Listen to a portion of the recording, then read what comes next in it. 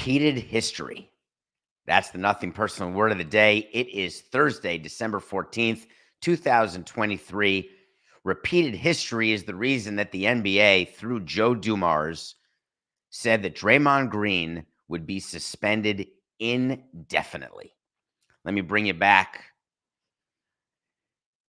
Draymond Green has been ejected. He's missed a finals game. He stepped on a chest, got involved in a fight. This year alone, 3 suspensions. Flailed his arms as though he were flopping just the other night. I then did an entire wait to see telling you that Draymond's only going to be suspended for 5 games or fewer because I didn't think the NBA would use this as the example. This is the straw that would break the camel's back. This didn't seem nearly as egregious. And it took the NBA about a minute and a half to tell me that I completely underestimated how badly they want Draymond Green out of the league. So yesterday, the NBA announced, we have taken into account Green's repeated history of unsportsmanlike acts. There is no specific number of games in Draymond Green's suspension. Draymond Green will have the time he needs to deal with the challenges he's facing. He'll be required to meet certain league and team conditions before he returns to play. I'm a pretty simple guy. I don't know what that means. It's like the John Morant suspension when it first started. Hey, we're not going to put a time on this. He's going to have to deal with his issues, and he's going to have to check a lot of boxes before we'll consider it. Major League Baseball has a suspension, a lifetime suspension, where you can then appeal to be reinstated. And it's totally at the whim of the commissioner. Is that what this is? Is the union allowing the suspension of one of its players because of repeated issues when it's not in the collective bargaining agreement, and it is an appeal where if you're going to be reinstated, you just ask the commissioner, and the commissioner can be like, no, sorry, Pete, you can't be reinstated? Or do you collectively bargain factors? What's in the boxes? Is it 100 hours of anger management? Is it rehab? Is it giving up your gun permit? What are the things you have to do? Do you have to go on an apology tour to all of the harmed people? When there's a player suspended for something that happens, generally there is a roadmap to redemption. In the absence of that roadmap, what does the player do?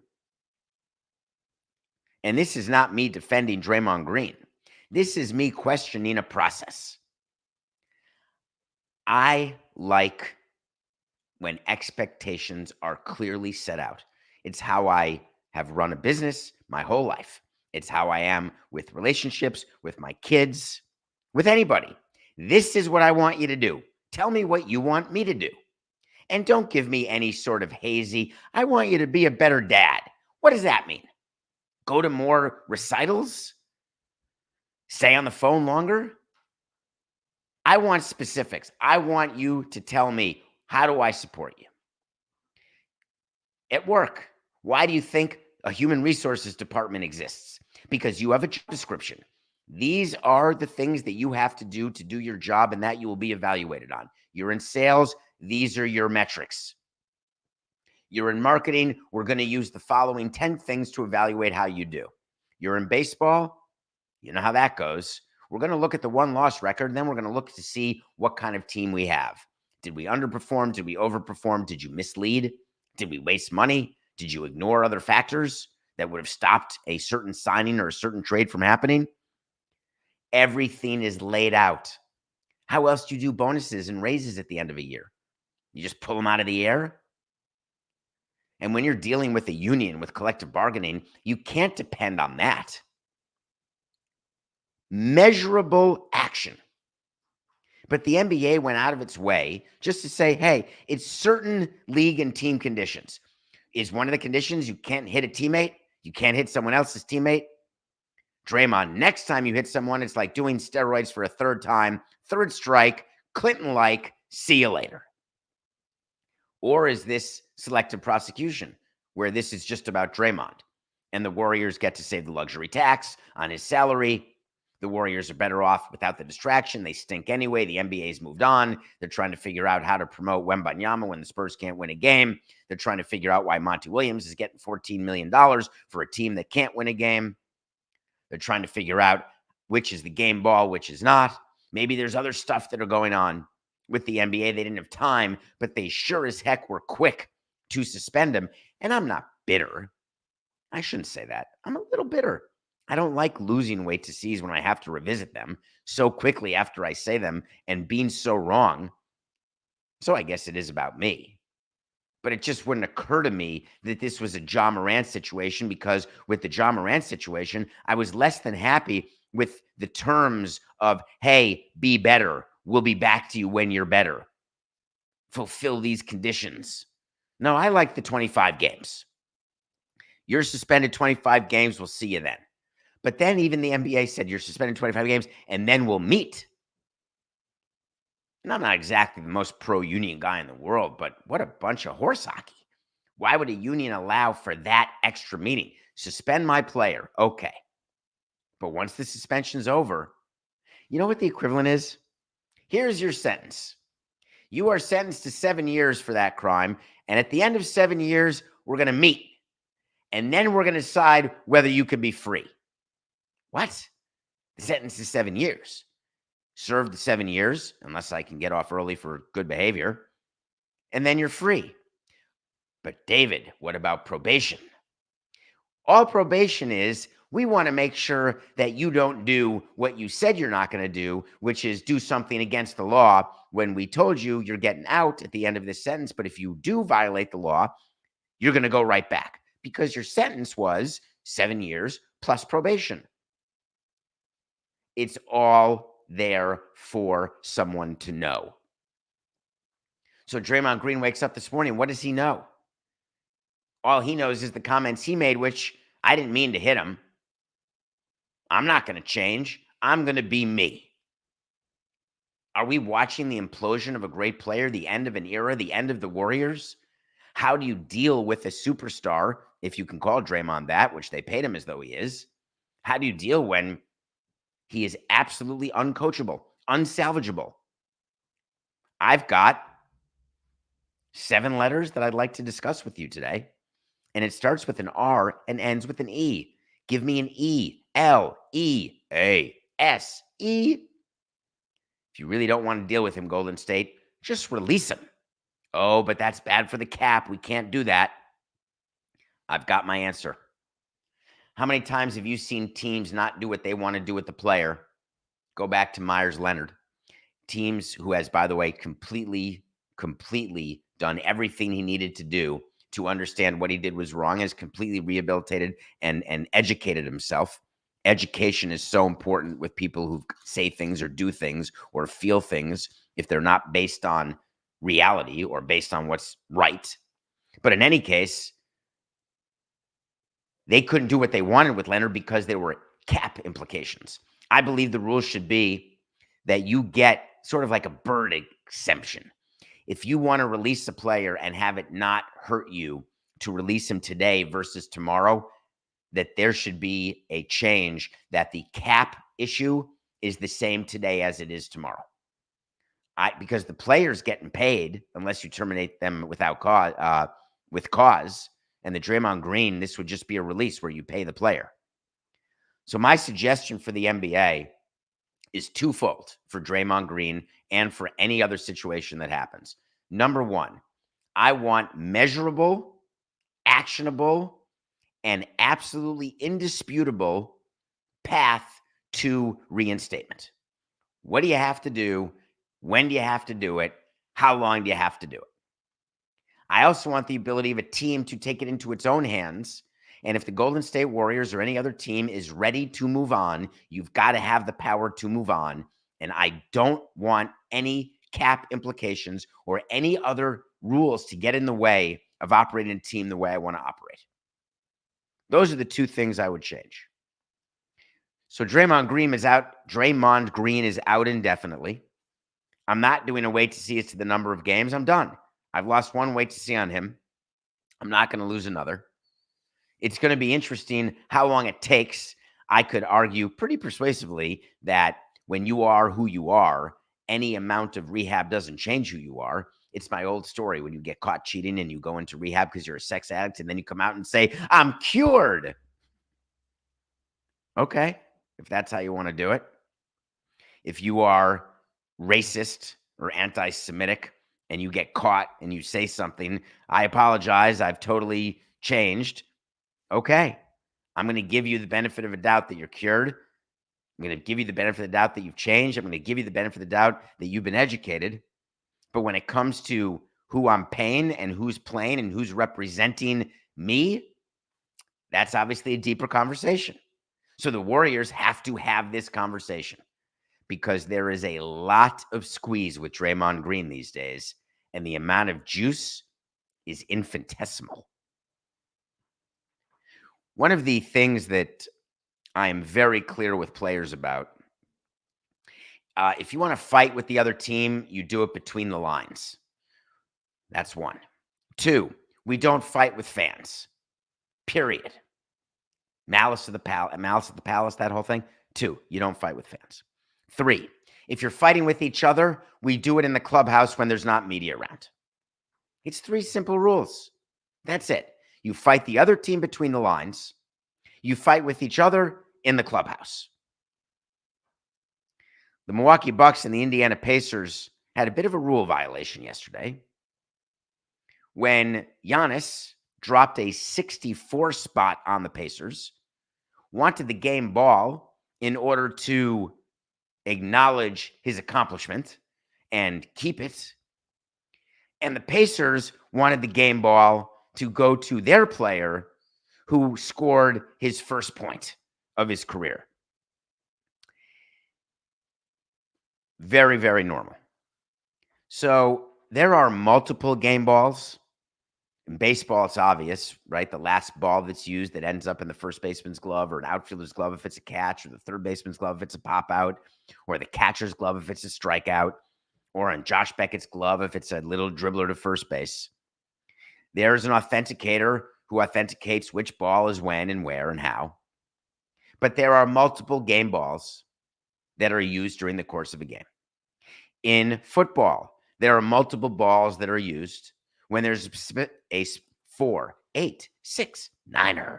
When there is a ball that is specific to a play and a player wants to take that ball out of play, the football is taken out of play, a new football, properly deflated by belly, is put in.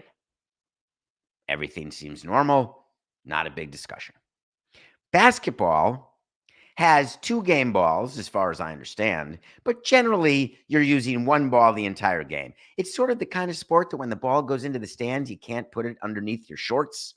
You have to give it back to the referee. You can throw it to a player, bounce past it, maybe take one dribble if you're courtside, but that ball is going to be used again. All of the balls that are used for first half and second half warm-up, that rack of balls where you do the layup line and then you do the shoots, the shots, and the dunks, those are not the game balls. Sort of like BP balls in baseball. So when a basketball game ends, there is video of when Jordan won a championship and he was cradling the ball. He was never going to give that ball away. There's video of baseball games that end in the 9th inning and someone puts the ball in their pocket when they're celebrating. Giannis simply wanted the ball, and he went off the court when the Pacers didn't give it to him. And he and a bunch of teammates went toward the Pacers locker room to try to get the ball back, thinking that the Pacers were purposefully not giving him the ball. It takes a lot for me to be anti-Milwaukee and anti-Giannis. A lot. There is no scenario where a Giannis is in the right in this situation.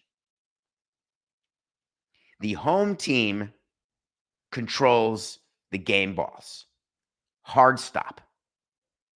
If the home team wants the game ball for a charity, for an auction, the owner of the team owns the ball.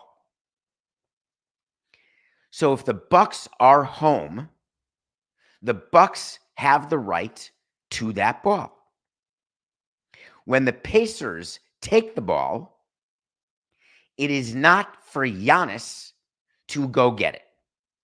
There are myriad security people, team officials, people in uniform, and I don't mean a basketball jersey, people who run the visiting clubhouse.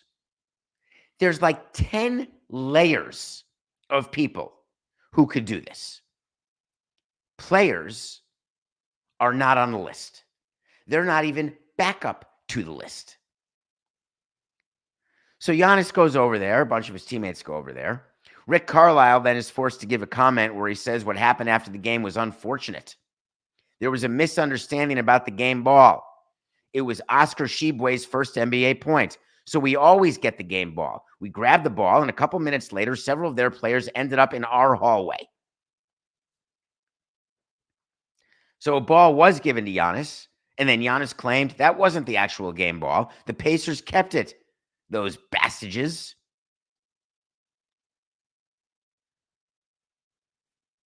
So what would I do here? First, I would go down to my home clubhouse, and I would lose my mind. How many times do we tell you the resources that we give you to take care of issues that you have? You have ticket issues, you've got fan abuse issues, you have issues with the other team, with the other traveling party, with your own team. We are here to deal with your issues privately in the clubhouse with the doors closed. Giannis is too important a piece, too public a piece, a player, to have gotten involved in this mess. Adam Silver, when looking at this, do you do no suspensions? Is it a tersely worded letter reminding players of how to act? There are times that I have been on the wrong side of this prediction media business where I've explained to you that I think suspension should be coming. I think fines should be coming. And it turns out to just be a letter. There's times when I think a letter is sufficient and the leagues want to make an example. Do you think the NBA and Adam Silver want to make an example out of what Giannis did? And it's Giannis. So I don't think so. I don't think Giannis gets suspended for this. I don't think Giannis gets fined for this. I think this is letter-worthy material. However, from letter-worthy to fine to suspension is a pretty quick jump. You can get from one end of the spectrum to the other without much effort. If the Giannis situation had turned into an ugly fight, and we've seen that, Coca, help me. This is when, right, you'd be in my ear, right on it, but I know you're sick, and I'm so sorry. When the players were fighting on their way to Michigan, yes! God, I'm so happy you're the producer of Nothing Personal. Remember when Michigan State had that fight as they were heading off the field and into the clubhouse, and it was a major fight, and there were multiple suspensions. It was horrible. These scholar athletes fighting like that. Very, very bad look. I don't think that what happened with Giannis rises to the level of Michigan State, but it's almost there, close enough that Silver will have to get involved with a letter. And by the way, to the Indiana Pacers, I get why you want the game ball for your player's first point. It's the equivalent of getting the first hit or first strikeout for a first-time major leaguer when they get their first hit or first strikeout as a pitcher. As a home team, we always let that ball go to the visiting team. Do you remember the player? Now I'm looking for a deep cut, Coca. There was a Major League Baseball player who threw a ball into the stands that was a meaningful ball to a player, and they ended up getting it back, and the player apologized saying he didn't know. Pete Alonso did it, Coca. I got it before you did.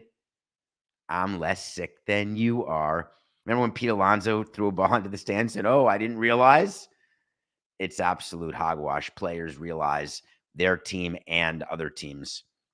The Bucks knew very well that that was Tshiebwe's first point, and the Pacers knew very well that Giannis had dropped the 64 spot.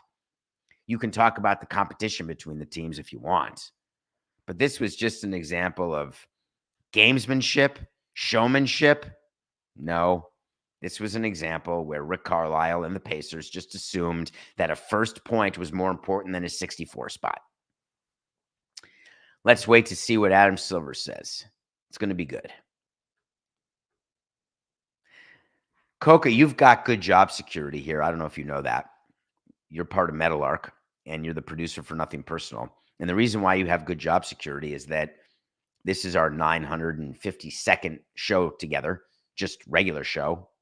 Sure, we're over 1,000. We've got a loyal audience. People are running to davidsamsonpodcast.com and they're engaging with us and they're buying the merch.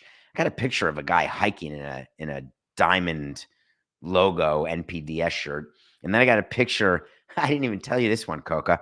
I got a picture of a family wearing horse hockey shirts, lighting a menorah. Loved that. Job security is something that everybody wants. Job security is what the people in the Dodgers have. This you are not going to believe. I've done a lot of contracts in my time. A lot. The Shohei Ohtani contract that is going to be announced in a press conference today at 6 p.m. Eastern, we will have as part of the show tomorrow. Any comments on what Shohei says? Any comments on what the Dodgers say? Been going on. I was on Canada radio this morning talking about it. The Canadians are feeling sad that he didn't become a Blue Jay. We'll see how Ohtani reacts to, because if the media is not just throwing softballs, they have to ask about that Friday and the rumor of him flying to Toronto, and then why he signed Saturday. Is that what made him sign, because he was embarrassed by all the craziness? Or did the Dodgers give in to the same thing that the Giants and Blue Jays offered? And so then he was going to be a Dodger because he wanted to be a Dodger anyway. Did the Angels specifically not agree to the 2+68 deal? Or did he just not want to be an Angel from the start because he thought winning with the Dodgers would make more sense and is more probable? Hopefully, it is not a question about the name of his damn dog.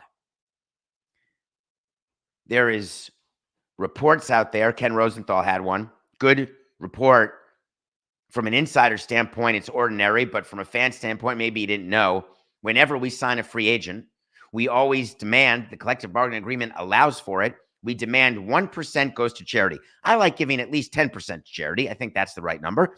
But 1% of a free agent contract goes to charity. $700 million, $7 million to charity. The charity is the team foundation, because teams have a foundation that have responsibilities in their community because they want to be good partners, wink, wink, of their community, but really because they've made commitments as part of public funding that they will do the following 20 things every year. We'll renovate a park. We'll support youth sports. We'll support women's sports. We'll support initiatives for young people playing in sports. We'll support the elderly watching the young people play sports. We will guarantee to spend X number of dollars in our community. We have a foundation. Every team has one. And from that foundation, you spend money. How does that foundation get funded? The foundation gets funded by doing events, a golf tournament, a bowling tournament, a meet the players dinner on the diamond type thing. People pay money outside of ticket prices and outside of hot dogs and hamburgers. And that money goes to the foundation, and the foundation uses that money to fulfill its obligations. When you don't bring in enough money, the owner has to make up the difference, and it becomes a budget item. We always had a budget item for ownership contribution to foundation because our foundation did not generate enough money as it was spending. Therefore, we had to budget the owner like an expense to give money to the foundation. When you sign a free agent, you always do the 1% clause. You demand it because that money helps fund the foundation. Then there is a suite on the road, a suite in the hotel. That's what that means. A suite at Dodger Stadium. That means that he can buy a suite, not that he gets one for free. We offer that to players because we're not sold out. You want to buy a suite? Be our guest. Speak to the traveling secretary. Buy a suite whenever you want. A hotel suite on the road. The rule is the players get regular rooms. You want a hotel suite? The difference in price is $150 a night. We deduct that from your salary. You want us to guarantee that a suite is available? No problem. That's what a suite on the road is. An interpreter. Every contract we did with Ichiro required us to hire full-time his interpreter with benefits. Fantastic guy. His name is Alan Turner. That was always Ichiro's interpreter. And he became an employee of the Marlins. Part of the deal. Normal. Shohei has an interpreter. Shohei is looking out for his interpreter. You know what else is not in the article? Shohei also negotiated the salary for the interpreter, because the salary that we paid Ichiro's interpreter was agreed to by Ichiro. Ichiro wasn't going to leave it to us. All right, we'll give you $15,000. Thank you. I'm not saying that I would do that, or maybe I would. But anyway, it's totally negotiated by, I'm talking about me at the time, it's negotiated as part of the free agent deal. But there's a provision in the Shohei deal that I've never seen. And it gives job security to Andrew Friedman that makes me blush. There is a provision in the Ohtani contract, rumored, that if Mark Walter is no longer the chairman and owner of the Dodgers, or Andrew Friedman is no longer the president of baseball operations, then Shohei Ohtani gets to opt out of his contract. Let me get this straight. Since declaring free agency on November 3rd, in the last month and a half, Shohei has met Mark and Andrew and has fallen in love, believes in the vision, to the point that I'm committed to you. No trade clause. I love you, man. I love LA. Randy Newman all day. But if you move on from Andrew Friedman, I may not want to be here. The fact that the Dodgers gave in to that request sickens me. You're telling me that I'm hamstrung over a decision I'm making on a GM because I've got a player, the best player who we signed, who could opt out of his deal if by chance he's overperforming a present value of $46 million per year? There is no way I'm allowing that deal breaker. What happens if Andrew wants to retire? What happens if he wants to spend time with his family? Does he feel now he can't do it because Shohei risks leaving the Dodgers and he'd forever be known as the person who had Shohei leave the Dodgers? Or do you feel Shohei never would leave Southern California, but maybe he'd opt out and go back to the Angels? In terms of key man insurance, I like that. Key man, Mark Walter is the key man. He's the one who wants to spend on payroll. He's the one I've grown to know. I really got to know him so well touring their facilities that I really got the understanding. And my agent, Nez, knows that Andrew's the best in the business, which he may or may not be. But boy, oh boy, that's a quick lifetime marriage, isn't it? It's like a reality show. Meet somebody, speed date, and say, you know what? If I'm not with you, I'm not going to be with anybody else. And if I'm not with you, I want the chance. I'm over it. It can't be true. I guess we're going to find out at 6 o'clock. If the media doesn't ask about that, I'm going to be more than disappointed. I wonder if Andrew went home after that and said, honey, we did it. I'm going to call a player and ask if they would have signed that for me. All right, when we come back, we're going to review Fletch, which is in my top 100. I don't remember what number. I think it's number 16. We're going to do the random generator, and we're going to figure out what movie I'm going to review next Thursday, because once a week we'll review a movie from my top 100. And then we're going to talk about what the NFL announced yesterday and why the Cowboys and the Yankees are more alike than you think. We'll be right back.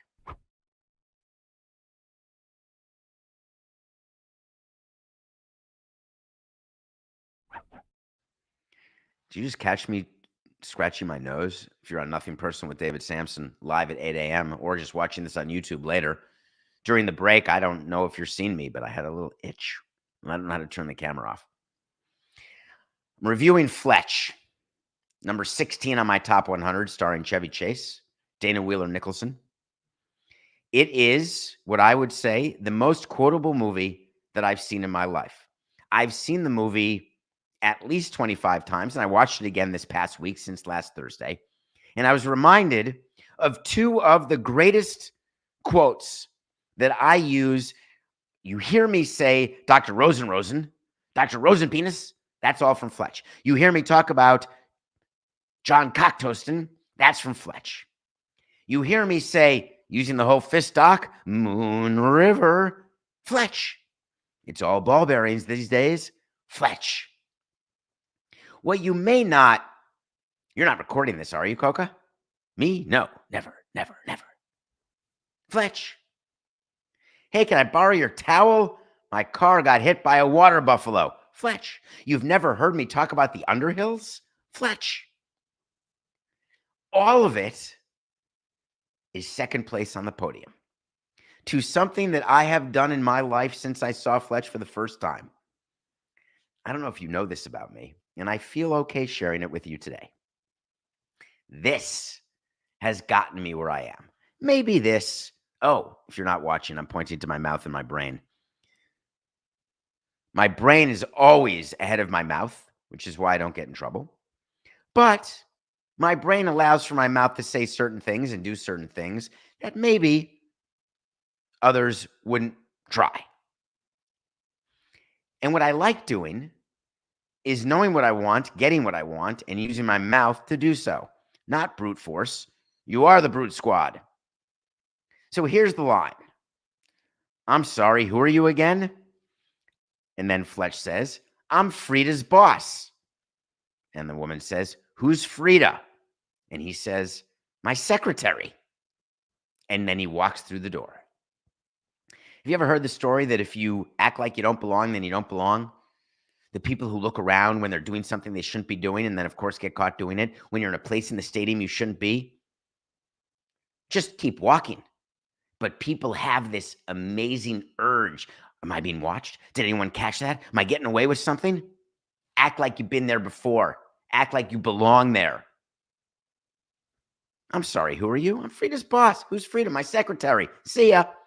Don't look back. Oh, did she buy that? Anyway, I don't know if you knew that, but Babar has 2 B's. If you've never watched Fletch, please, for me. All right, random number generator. What am I reviewing next week? This is live. I've got 111. Just to let you know that I'm doing this right now. I'm switching the maximum to 100. There it is. Minimum 1, maximum 100. I'm hitting random. No, I'm hitting generate. Here we go. Generate. What's the number? 24. What am I watching this week, Coca? 24 on my top 100. I'm watching The Big Chill. Oh, God, I love my list. I heard it through the grapevine. There are so many great moments in The Big Chill. I'm going to get ready to cry. Did you know Kevin Costner was in The Big Chill? Okay. Let's talk about NFL International, Coca. Big announcement yesterday. Remember last year I went to Sao Paulo as part of the Cultural Exchange Club, where I go to a different sporting event every year. There's 4 of us. We've been doing it since 2006. We went to the F1 Grand Prix race. I like Brazil. I love Sao Paulo. Amazing everything. Just fill in the blank. The NFL said, we have an idea. Let's go play there. Outstanding. The NFL has been embracing the international game. And it brought me back to my time on the international committee in baseball, where Jeffrey was on the committee, but I went to the meetings and basically served in his stead. And I always found it interesting that owners talk big about international expansion. I don't mean expansion of the league. I mean international expansion of engagement. Everyone talks about game. Yeah, we want to get into India, China, Japan, Korea, South America, Central America, Europe, Africa. And then you sit around, how do we do that? All right, let's send a bunch of old clothes to Africa, see how that goes. All right, let's see if we can get 4 people in India, see if we can grow some players who are Indian. All right, let's bring the sport down and we'll do a spring training game in the Dominican. That'll get players to play baseball. That'll really help. It's very hard to correlate international games with actual increase of interest, increase of revenue. You can certainly get paid by promoters to do games internationally. And that's why MLB played in San Juan for all those times they did at Hiram Bithorn Stadium. They had a promoter, and it was a profitable enterprise. As owners, they were all more interested in the bottom line of MLB International as a standalone business. How much money are you making? How much money are you contributing to the 30 teams as part of the central fund? The NFL has gone a step further by having a team continually playing in London. That's the Jacksonville Jaguars, almost like they're a split team. Maybe that's where Stu Sternberg got the split idea of Tampa and Montreal. Of course, in the split scenario, there were stadiums everywhere in the NFL. Ironically, Jacksonville needs a new stadium. But one of the things that we spent most of our time doing was fighting with the Yankees, because the Yankees never wanted to play internationally. They would bitch and moan. You want to play? Great. We're not going. Our GM says the players get tired. It's the time change. It's the wear and tear on the body. And we're not giving up a home game. Just complaint after complaint. And finally, Bud Selig and Rob Manfred said, we've had enough. We want Europe. We want London. We're losing out to the NFL. You're going to London. And the Yankees acquiesced. Now there's an agreement in place where teams have to play internationally on a rotating basis because they're sick and tired of the Yankees complaining. Well, Jerry Jones did a little more than complain yesterday about NFL International. He actually came out and said the quiet part, which Roger Goodell doesn't want him to do. Of course, Roger Goodell just got a huge extension, so he may not care as much what Jerry Jones does once he got Jerry's vote. But Roger Goodell said very easily, very simple statement, becoming a global sport is a major strategic priority for the league and 32 teams. There's obviously an easier way to translate that. Becoming a global sport is good for the value of our asset. We're going to make money. Quote, this is Goodell again. Increasing international game inventory allows us to grow our global presence and share our game with exciting new markets to connect with more fans around the world. Or another way to say it is increasing international game inventory will definitely make us more money because we want to run the world. We are the National Football League. We are going to create so much green between us and the other North American leagues that they won't be able to see us without squinting. All right, Roger, are all your duckies in a row?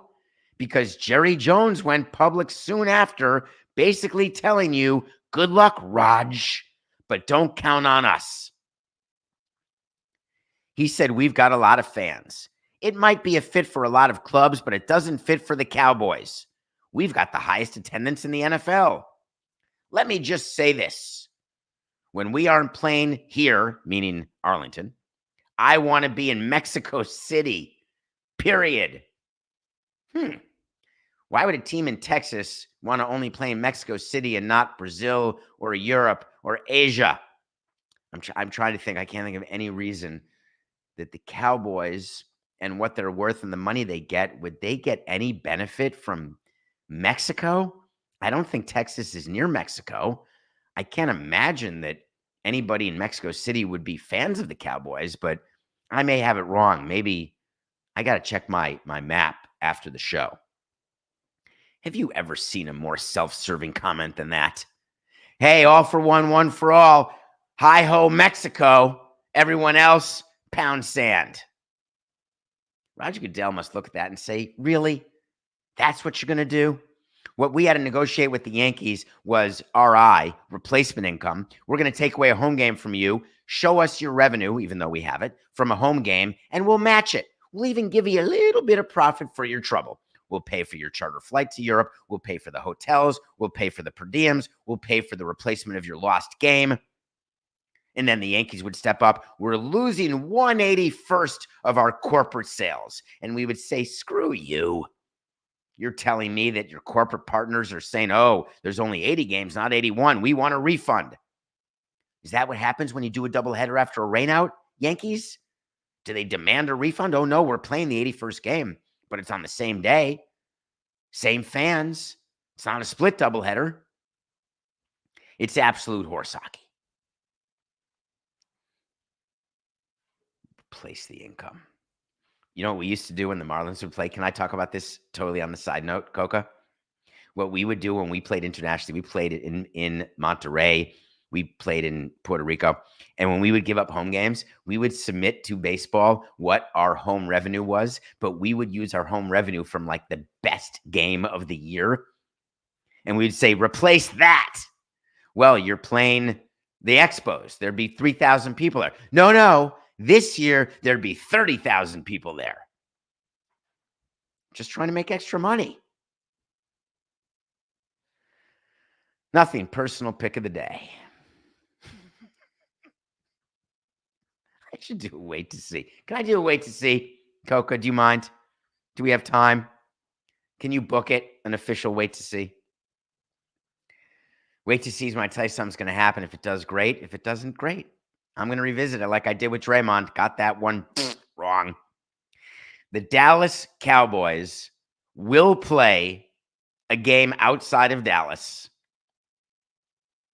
and it will be in Mexico City. Roger Goodell will genuflect toward his benefactor, Jerry Jones. But if you want to not write all that down in the document, the wait to see is Cowboys will play international game in Mexico City. Wait to see. Nothing. Personal pick of the day. God, this Detroit, they're just god-awful. They were really close. They were getting 11.5 from the Sixers. They only lost 129-111. They lost by 18, so I only lost that by 7 points.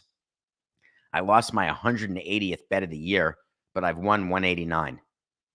Detroit, this is historic. And now I'm screwed because I have to keep taking Detroit because they're going to win one of these times.